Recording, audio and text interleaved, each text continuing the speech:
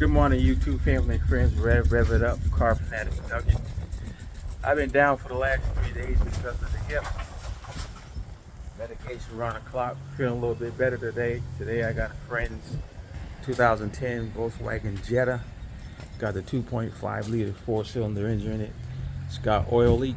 It's coming from the valve cover gasket and it's coming from the vacuum pump, which is right here. These little covers got 4 bolts right here. There's a seal behind this vacuum pump that leaks oil down into the transmission, into the front, down on the bottom, and back here and underneath the casing, the transfer casing, making you think that you got a red main seal leak. So we got the seal right here. It's this little black one here, but this seal goes exactly behind the pump, and the pump acts as a pump where it works with the vacuum, with the brake booster, to make sure you always have power brakes. So that's the issue with the oil leak here. So we're going to take care of that. And the valve cover gasket is leaking oil down the back, so we're going to take care of those two things. I'm pretty sure it was the seal. If you can see right around there how swollen it is right there, and it looks like gaps in between the seals here, and failure right around this corner, which the seal goes in like that, and that was leaking on the bottom. And so yeah, I'm pretty sure this seal was the problem. So now I gotta clean that surface out in there, make sure it's dry, put the new seal in, and put that plate back on. So we got that vacuum pump door on, and I wouldn't tighten that thing too tight. It's probably about 71 inch-pounds, 91 the most. So just get it nice and snug, and that should take care of it. And I wipe the oil down out of the galley down in there, just to know when I run it, to make sure no more oil leaks. Now we're working on the valve cover gasket, and the valve cover gaskets are a T20. I don't recall what the other one was for those, but it couldn't have been no more than a T I would say T7, 6 or something like that. You'll figure it out. But these bolts don't come out, and they go all the way around inside here.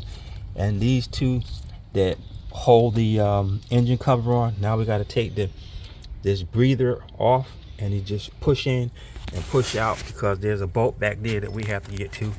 And they just want to get separate the coils and pull the coils out of the way, and then we can get this gasket out of here. If I'm working with electronics, to not disturb anything, I always take the negative battery cable off, because we're disconnecting the coils. Or if you take off a map sensor or anything like that, you'll have a check engine light come on, and then you have to turn it back off. So we always take the negative battery cable off. So let me get this oily rag from over here. Now to get the coils out, you're simply going to press down on these and pull back.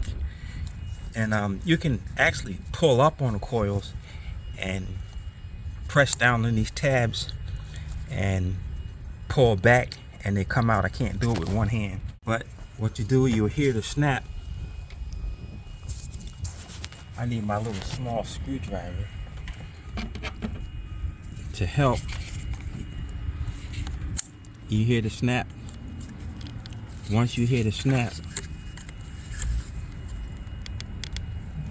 then the coil would slide right back. See how it's sliding out? So, and to get it better, you can pull up on them, because there's nothing holding them in. You can take a screwdriver if you want, and just get up underneath of it.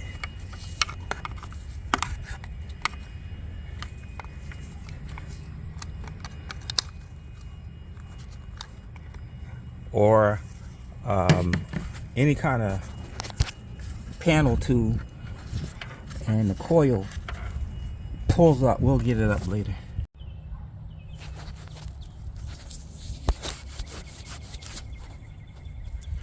Okay, so we got the valve cover gaskets off, and so now all we got to do is just go around here and clean up and spray WD-40 to make sure everything is nice and clean. And then here's the spark plug tube seals. None of them were leaking, but on the back half of this gasket,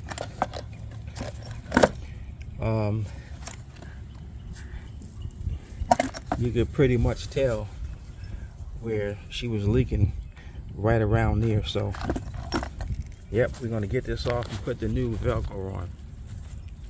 So these rubber grommets are what hold the gaskets in place.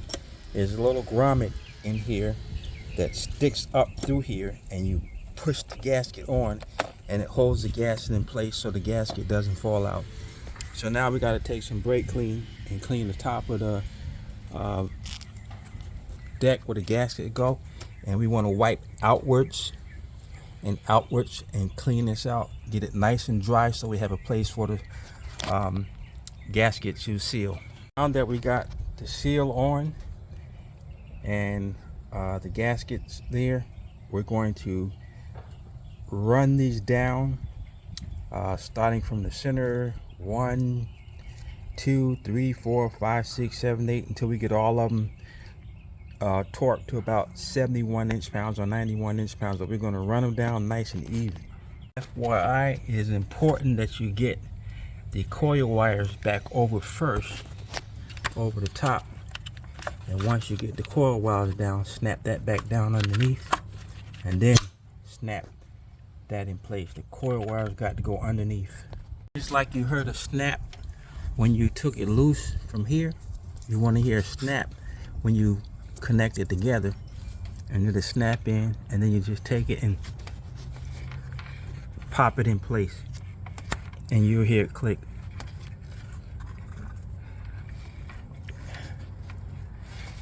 And just in case, you can just lightly tap on it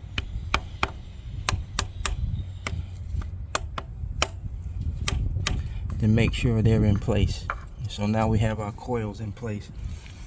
Now everything else that we have taken off, we have to put back together. We got to put back the air intake tube, get this thing back, but we want to clean all this gunk out of here to make sure we don't have any leaks. So the Volkswagen Jetta is looking real good. We look down in the valley, we don't see no oil, and I took it for a good long ride. I cleaned all the oil out. The valve cover gaskets are sealed. There's no oil leaks, no more oil smell when the engine is running. I would take this cover off, but you can see the new valve cover gasket right there going around. And I checked the back end, there's nothing leaking, smells good, drives good, and that little plate that I was telling you about that's up underneath those hoses, where that first screw is right there, that rubber seal was bad, so I changed that rubber seal out, and that's what stopped the leak that was going down on top of the transmission and up underneath the bottom of the car. I can show you a picture of the bottom of the car, and you can see, you know, you can see some oil still there, but I cleaned it as much as I could, but it was really dripping right around the transmission case right here, making you think that you had a rear main seal leak. But I cleaned it off as best I can, so that's just caked on stuff that eventually burn off, or she'd have to go to pressure washer place and just pressure wash that off. But there's the oil pan right there. Oil pan is all clean. It's all clean right there. So it's a job well done. And shame on Jetta for not having a service kit to service these things and charging people $345 for a vacuum pump for your brake booster and another 9.7 hours labor to put it on. So, you know, $9,000 to $1,000 later, you got the same job done for about $32 in parts of what I just did, and it stopped the oil leak. So there you have it. That's how you solve the oil leak on a 2010 Volkswagen Jetta 2.5 engine. All right, God bless. Hit the like and subscribe button. Thumbs up, hit the bell. We thank you for watching and subscribing to our channel, and we hope we very educational with the things that we do. Have a blessed day.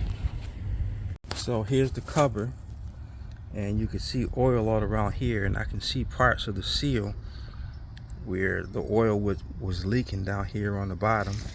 And let's give you an indication of where it is. And there it is right down the bottom there, and there's the gasket that's going around there. You can see the oil was leaking right down there. I can tell you it is the gasket. Now around the back side of it, I really don't see oil leaking around the back side of the pump, so I'm guessing it's the seal. So we're going to pull that old seal out, put the new one on, clean it up, put the plate on, and then we're going to do the valve cover gasket.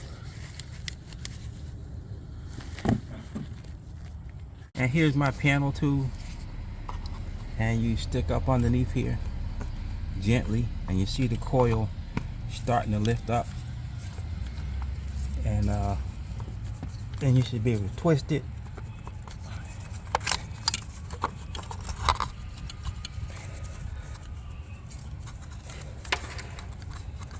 And you'll hear it pop right out. Boop. And there's no oil on it. And I keep them in order right there. Now, I believe the last 3 coils I can take out and take the wires and pull them over this way.